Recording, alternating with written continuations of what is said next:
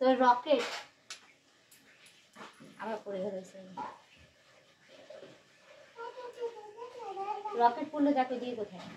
Hello বন্ধুরা, welcome to my channel. তোমরা সবাই কেমন আছো? আশা করি তোমরা সবাই খুব ভালো আছো। এই দেখো আমি এখন রান্না করতে বসেছি, কারণ আজকে আমি আমার পছন্দ মতো বেগুনের টক করব, আর আলু পেঁপে দিয়ে একটা তরকারি করব, আর ডাল ভাত বেগুন ভাজা পটল ভাজা এগুলো তো হয়েই গেছে, শুধু তরকারি করাটা আমার বাকি রয়েছে। তো তার জন্য আমি এখন মশলা রেডি করে নিয়েছি। একটা বাটিতে আদা পেঁয়াজ রসুন সমস্ত কিছু আমি সেটা ঘষে নিচ্ছি, আর গুঁড়ো মশলা তো রয়েছে, কারণ পাটার মধ্যে মশলা বাটার সময় একদম নেই। এমনিতেই আজকে ঘুম থেকে উঠতে অনেক দেরি হয়ে গেছে, আর তার মধ্যে আজকে সকাল সকাল অনেক কাজকর্ম ছিল। কালকে আবার আগামীকাল আবার বলতে পারো বিশ্বকর্মা পুজো, সেদিকে একটু চাপও রয়েছে।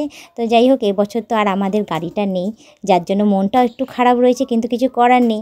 হ্যাঁ, ওদিকে মন খারাপ হলে কী হবে, আমাদের বাইক তো আছে, তো বাইকটা পুজো করে দিয়ে যাবে ব্রাহ্মণ এসে, ছোট্ট মতো একটা পুজো হবে, ব্যাস হয়ে গেল। তো যাই হোক, ওইদিকে না হয় গতকাল ওই আগামীকাল যা হওয়ার হবে। তো আজকে আমি আপাতত যতটুকুনি যা পরিষ্কার টরিষ্কার করার, আমি ঘর দুয়ার একটু পরিষ্কার করে রাখবো, কারণ না করলে নয়। তো এদিকে আমি আগে আমার রান্নাটা সেরে নিই। তো এদিকে আমার মশলাটা আমার ঘষা হয়ে গেছে, আমি আর বাটবো না, আর মিক্সিতেও কোনো রকম কোনো পেস্ট করব না। তো এদিকে কমপ্লিট হয়ে গেছে, এবার দেখি কি করা যায়। তো একটু জল নিয়ে নিয়েছি, জল নিয়ে মশলাটা একটু গুলে নিয়েছি। তো এদিকে আমি এটা করতে থাকি। তো তার মাঝখানে তোমাদের একটা কথাই বলো, তোমরা যারা নতুন দেখছো তারা অতি অবশ্যই আমাকে সাবস্ক্রাইব করে দিয়ে বেল আইকনটা টুক করে টিপে দিয়ে অল নোটিফিকেশানটা অন করে দিও।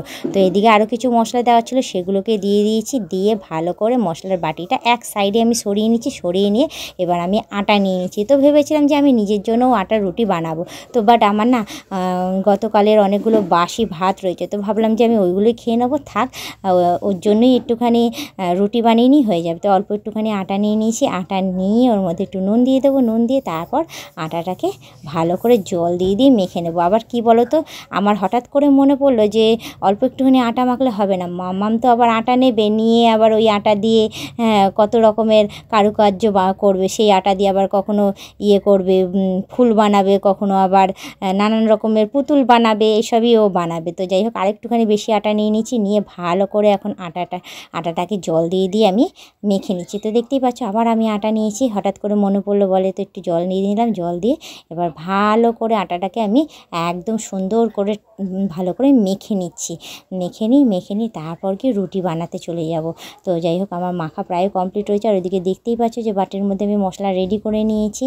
রেডি করে নিয়ে তাও ঠেসে যাচ্ছে আমি আটাটাকে, না করলে নয়, না হলে খাবো কি দিয়ে। তো আমার তো খাওয়া তো রয়েইছে, তোমার দাদাকেই বা কী খেতে দেবো। তো যাই হোক, আমার আঠা মাখা কমপ্লিট হয়ে গেছে, এবার আমি ওটাকে গোল্লা করে নেবো, গোল্লা করে এক সাইডে রেখে নেবো। রেখে নিয়ে তারপর একে একে আমি বেলে নেবো। তার মাঝখানে আবার ইয়ে চলে এসছে, মাম্মাম চলে এসছে, আটার গোল্লা নেবে বলে আমার কাছ থেকে, কিন্তু এখন আমি দিচ্ছি না, কারণ আগে আমি আটার গোল্লাগুলোকে বের করে নেবো, বের করে নিই তারপর ওকে দেবো। তো এদিকে আমার কমপ্লিট হয়ে গেছে। তো আজকের ব্লগিংটা এখানেই শেষ করছি, আবার অন্যদিন অন্য কোনো ব্লগ ভিডিও নিয়ে হাজির হয়ে যাবে। আজকের মতো টাটা।